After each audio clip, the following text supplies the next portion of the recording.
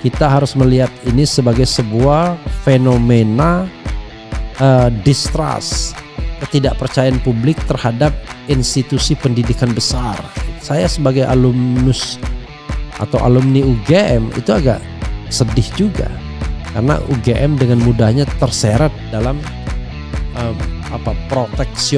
proteksionisme terhadap seorang penguasa, dan kebetulan penguasa itu diikuti oleh orang-orang yang memang pernah berkuasa di UGM. Ada Pratikno di situ, ada Ari Dwi Payana di situ. Saya rasakan juga Markus dosen Fakultas Hukum Pidana di situ. Kemudian Edi Hiaris di situ. Jadi orang-orang yang selama ini mendukung rezim Jokowi baik langsung maupun tidak langsung. Kelihatan dari pernyataan-pernyataan.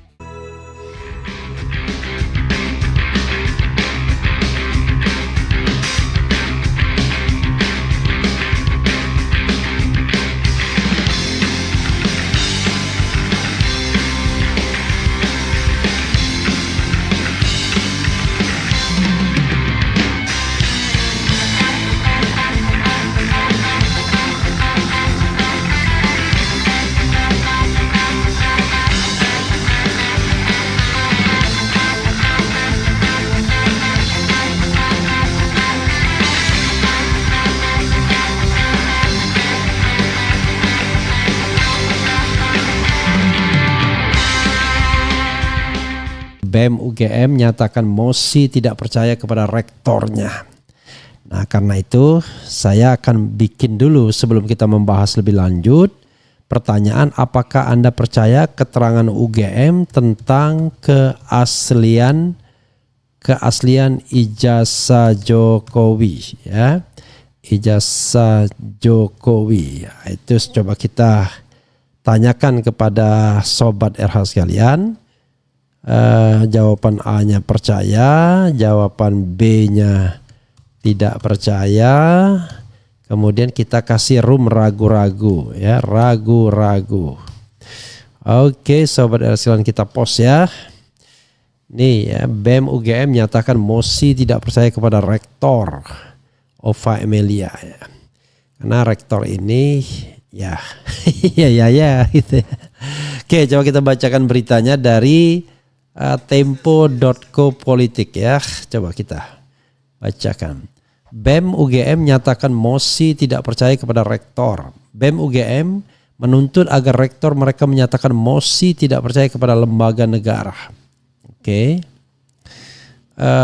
Tempo.co Jakarta. Badan Eksekutif Mahasiswa Keluarga Mahasiswa Universitas Gadjah Mada secara terbuka menyatakan mosi tidak percaya terhadap rektor UGM Ova Emilia.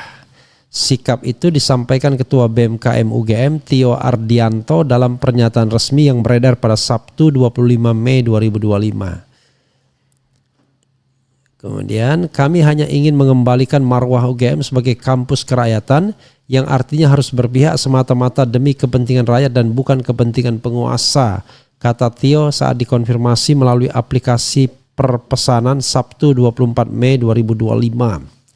Dalam pernyataan tersebut, BMKM UGM menilai UGM telah turut berperan dalam membesarkan kekuasaan mantan Presiden Joko Widodo Jokowi yang kala itu masih menjabat. Menurut Tio, Jokowi merupakan pembunuh demokrasi. Menurut Tio, meski kini pemerintahan dipimpin Prabowo Subianto dan Gibran Raka Buming Raka, kekuasaan hari ini tetap merupakan kelanjutan dari kehendak politik Jokowi. UGM mestinya turut bertanggung jawab dengan menegaskan keberpihakannya, ucap Tio. Ya. Dan banyak mahasiswa, banyak dosen UGM itu menjadi dalam tanda kutip budaknya rezim, ya, tidak lagi menunjukkan sikap kritis dan independen sebagai seorang pengajar. Di Fakultas Hukum ada, di Fakultas Fisipolio banyak, di fakultas-fakultas lain juga barangkali banyak. Pernyataan ini disampaikan sebagai respons atas sikap kampus yang dinilai tidak tegas menyikapi dinamika politik nasional. BEM UGM menuntut agar rektor mereka menyatakan mosi tidak percaya kepada lembaga negara. Mereka menilai penyelenggaraan diskusi akademik saja tidak cukup. UGM telah menyelenggarakan kegiatan diskusi yang mengkritik realitas politik hari ini yang tidak lebih dari sebuah akrobat dalam panggung media sementara ketidakadilan dan penindasan terus tetap serta senantiasa terjadi di mana-mana, ujarnya. Tio mengatakan mahasiswa tidak akan mencabut sikap mosi tidak percaya kepada Rektor Ova Emilia selama kampus tidak menyatakan sikap politik yang jelas terhadap rezim hari ini. BEM KM UGM menyatakan mosi tidak percaya kepada Rektor UGM Ova Emilia. Mosi ini tidak akan kami cabut dan kami akan tetap tidak percaya sampai Rektor UGM menyatakan mosi tidak percaya ke rezim Prabowo Gibran atau yang setara dengannya sebagai penegasan keberpihakan kepada rakyat, tutur Tio. Mana berani Ova Emilia. Soal ijazah aja dia nggak berani ya. Tempo telah berupaya untuk menghubungi Rektor UGM Ova Emilia. Hingga berita ini ditulis, pihak Rektorat UGM belum memberikan tanggapan atas pernyataan mosi tidak percaya dari BEM KM UGM tersebut ya. Oke saudara sekalian, mosi tidak percaya ya, luar biasa. Memang tidak spesifik disebutkan soal ijazah dan lain sebagainya. Tapi kalau kita lihat pernyataan implisit di dalamnya. Pertanyaannya adalah mengapa tidak percaya ya? Kenapa tidak to the point soal ijazah misalnya? Saya kira memang ya mahasiswa selalu punya sikap sendiri. Dia tidak mau misalnya dia seolah-olah ditunggangi oleh kepentingan. Nah itu pinternya ya, media massa yang memframing seolah-olah Roy Suryo dan kawan-kawan itu adalah satu pihak. Pihak lain adalah pihak Jokowi. Jadi dibenturkan begitu. Padahal harusnya ya ini bukan antara Roy Suryo CS melawan Jokowi CS. Ini adalah antara orang yang ingin memperjuangkan kebenaran dengan orang yang ingin menutupi kebenaran. Karena sederhana rumusnya. Semakin Jokowi tidak transparan terhadap ijazahnya, maka orang akan bertanya, ini ijazahnya benar asli atau enggak?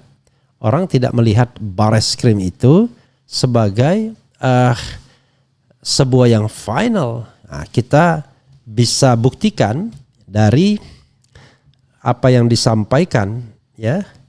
Jadi memang kepercayaan orang terhadap Bareskrim itu rendah sekali. Kurang dari 10% orang setuju dengan pernyataan Bareskrim tersebut. Jadi masih makin banyak orang yang menganggap bahwa apa yang disampaikan Bareskrim itu tidak benar. Begitu saudara sekalian. Jadi ini adalah hal yang perlu kita pahami ya, yang namanya suara rakyat itu suara kebenaran, tidak bisa dia dibungkam. Orang yang bisa membungkam suara kebenaran itu ya, itu paling ya berhadapan dengan orang yang takut lapar ya, orang yang takut tidak berkuasa, orang yang takut kehilangan kenikmatan hidup dan lain sebagainya.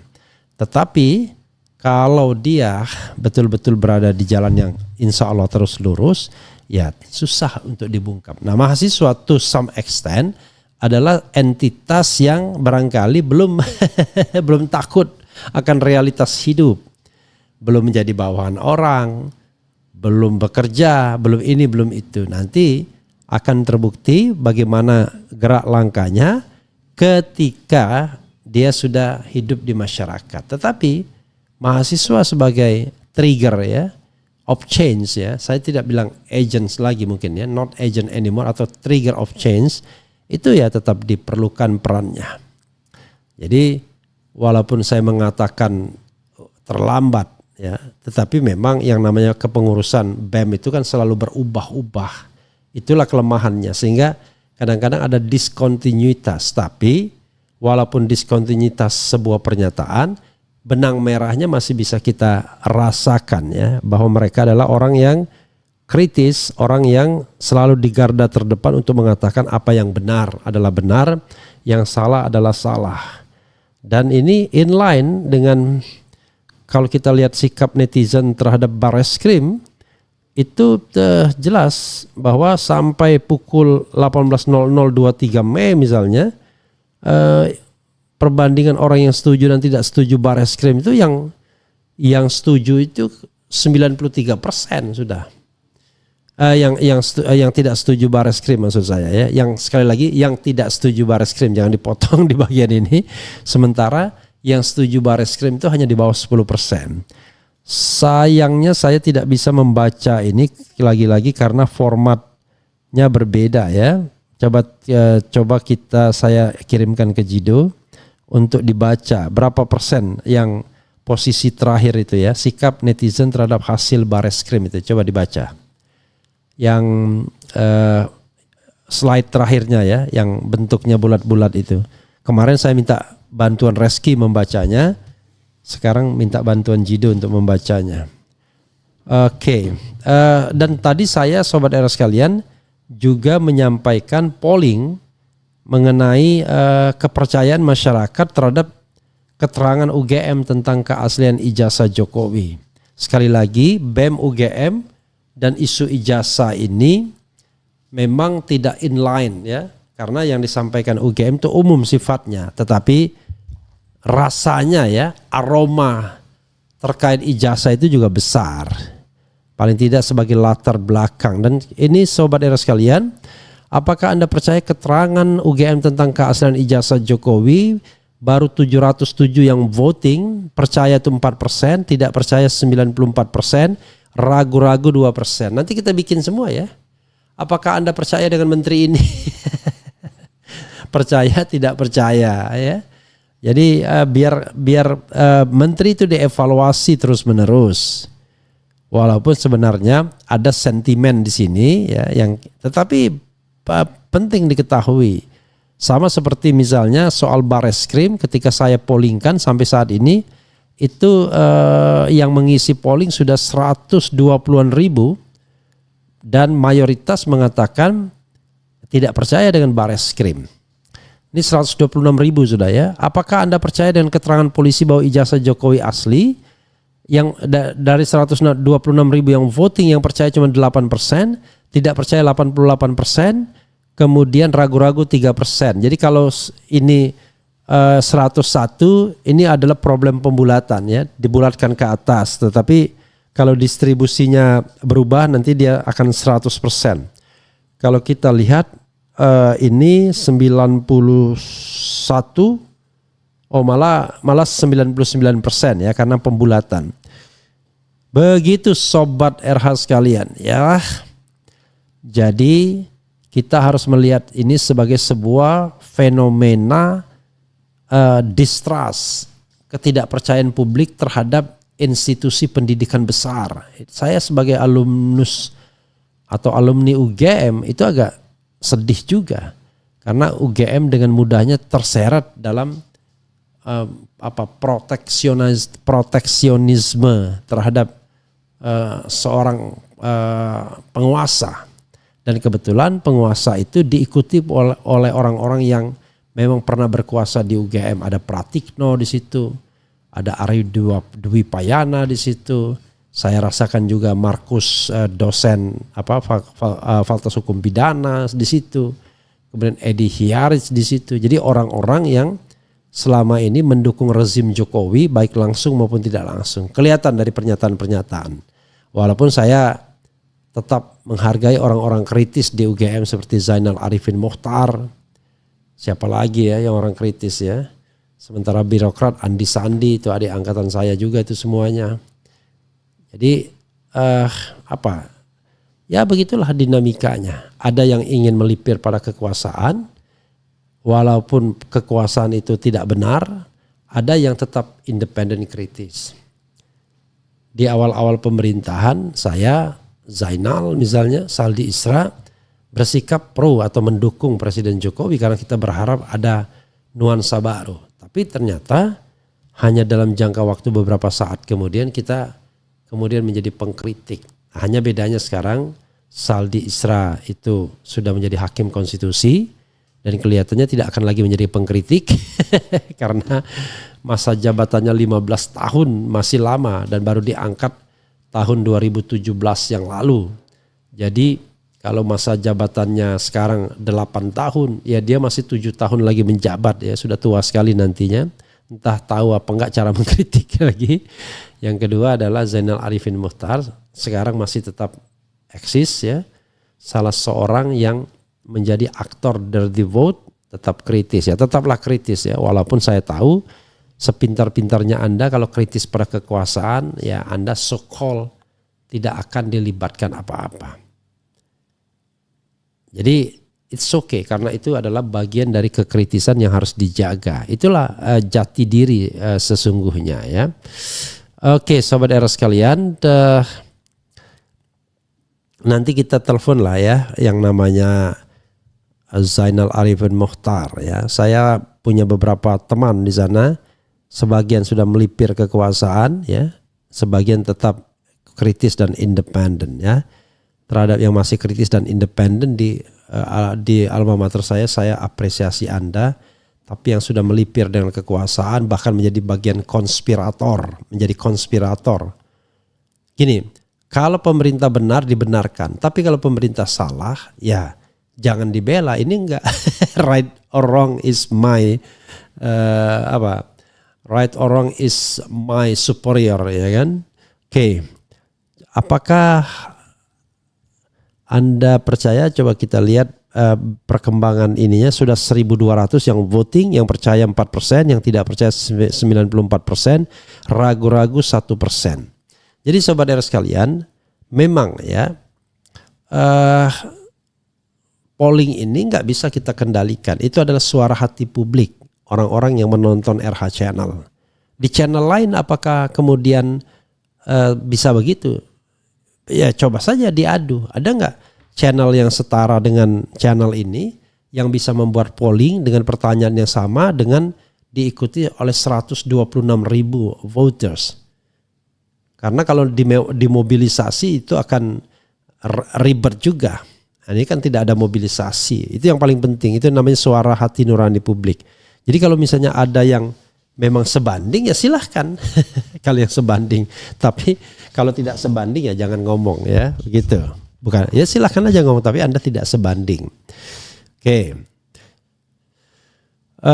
Apalagi survei-survei ya yang menurut saya kadang-kadang patut dipertanyakan apakah ini survei benar atau survei yang sebenarnya sudah didesain untuk memberikan angka baik kepada seseorang atau penguasa. Itu juga kita harus kritis. Karena survei itu bisa dikendalikan. Yang nggak bisa dikendalikan begini. Polling seperti ini nggak bisa dikendalikan. Walaupun bias Refli Harun. Karena ini penonton Refli Harun. Tapi kan tidak tertutup kemungkinan juga orang-orang yang kontra untuk mengisi polling ini kan. At any time. Kalau Anda punya kekuasaan, Anda bisa mobilisasi itu loh. Tolong di vote Refli Harun dan lain sebagainya. Tapi yang jelas faktanya adalah 88% tidak percaya terhadap hasil Bareskrim. Jadi itu mutlak sekali dari 126.000 voters ya atau orang yang memberikan suara. Walaupun ada kemungkinan mereka memberikan suara berkali-kali. Saya tidak tahu apakah bisa ya, atau tidak ya. Misalnya dari device yang sama mereka bisa memberikan suara berkali-kali. Tapi ya saya serahkanlah. Ini bukan metodologi survei tetapi paling tidak sebagai gambaran bahwa 126.000 votes itu 88% tidak percaya Bareskrim Mabespori. Tadi berapa angkanya? Angka perbandingan jumlah netizen yang setuju dan tidak setuju dengan hasil Bareskrim. Yang terakhir aja, hasil terakhir. Pukul 18.00 WIB 23 Mei 2025 berapa itu? 93,9 itu yang tidak setuju Bareskrim, berarti yang setuju cuma 6,1. Bayangkan, mutlak sekali sobat era sekalian. Coba ditampilkan yang ini ya di dalam sini, biar kita bisa membacanya. Sudah ditampilkan ya? Oke. Sayangnya memang tidak semua device itu kompatibel untuk membaca data. Jadi sobat era sekalian, itu ada data yang sudah ditampilkan dan ya data ini ya data yang diambil dari big data. Jumlahnya antara 1 sampai 2 juta. Nanti teman saya akan datang lagi untuk membahas semua ini. Begitu sobat era sekalian. Nanti kalau misalnya kita punya nomor kontak ketua BEM UGM, kita akan interview dia. Nah ini ya, perbandingan jumlah netizen yang setuju dan tidak setuju dan hasil Bareskrim. Pukul 09.00 WIB 23 Mei 2025 itu yang setuju cuma 11,2%, tidak setuju 88,2%. Pukul 18.00 WIB 23 Mei 2025 Yang setuju 6,1%, yang tidak setuju 93,9%. Alumni UGM harusnya kalian bergerak untuk sama membuktikan ijazah Jokowi itu asli atau palsu. Tapi sekarang saya harus klarifikasi dulu. BEM UGM itu tidak dalam konteks, artinya gini, pernyataan BEM UGM itu belum jelas konteksnya apa. Apakah konteksnya soal ijazah palsu ataunya konteksnya soal yang lain. Tapi nanti kita akan coba klarifikasi dengan Tio ya. Saya tahulah biasanya mahasiswa tuh nggak mau dilekatkan bahwa dia mendukung si A si B, padahal kalau kita lihat soal ijazah ini kan bukan dukung-mendukung, ini soal mencari kebenaran. Roy Suryo itu hanyalah satu dari warga negara yang kebetulan punya ilmu telematika dan kemudian membahas soal ini. Tapi banyak silent majority yang pengen tahu ijazah asli atau tidak. Dan di antara mereka jutaan orang dalam big data itu memiliki sentimen negatif terhadap Jokowi. Bahkan angkanya sudah di atas 90%. Hampir sama dengan soal ketidakpercayaan terhadap Bareskrim itu ya. Kemudian saya sangat tidak percaya keputusan Bareskrim dan UGM. Pendukung kok kata sifat. Kemudian ini yang betul, jangan percaya dengan UGM ya. Kemudian Fir'aun takluk karena ditenggelamkan beserta ternaknya. Jadi Muhammad Yusuf benar, pendukung itu masih tetap kata benda ya. Tetapi intinya adalah yang saya ingin mengatakan adalah saya salah ya. Pendukung itu kata benda ya. Nah, tetapi yang ingin saya katakan bahwa yang namanya mendukung sama pendukung itu berbeda. Mendukung itu kalau kegiatan sekali dua kali itu mendukung. Tapi pendukung itu sudah menjadi kata benda. Sebenarnya bisa juga saya katakan apa ya, misalnya ya kata sifatnya apa ya.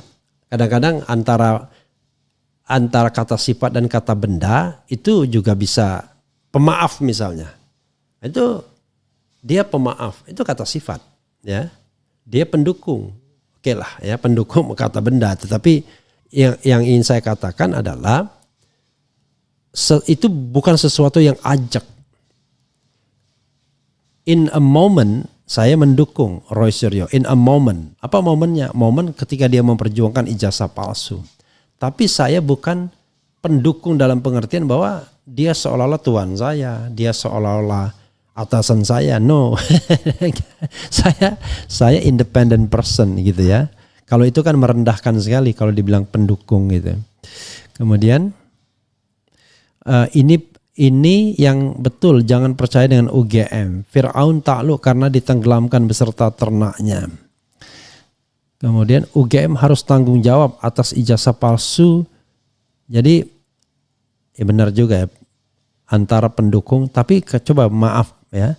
Memaafkan itu kata sifat, tapi pemaaf kata benda atau kata sifat? Memaafkan itu kata kerja, tapi pemaaf dia adalah pemaaf, itu kata sifat, bukan kata benda ya. Oke. Saya ingin mendekatkan kepada orang yang seolah-olah mendewa-dewakan orang gitulah. Paham ya maksud saya? Kemudian satu-satunya cara tersisa Jokowi untuk terhindar dari penjara di pulau terpencil adalah pura-pura gila. Oke. UGM harus tanggung jawab atas ijazah palsu Jokowi. Jangan tutupin biar terbuka rakyat. Jangan juga pengen tahu ijazah asli.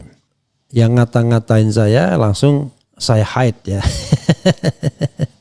Kemudian mahasiswa adalah kaum terdidik idealis murni. Sebagaimana ilmu yang mereka dapat.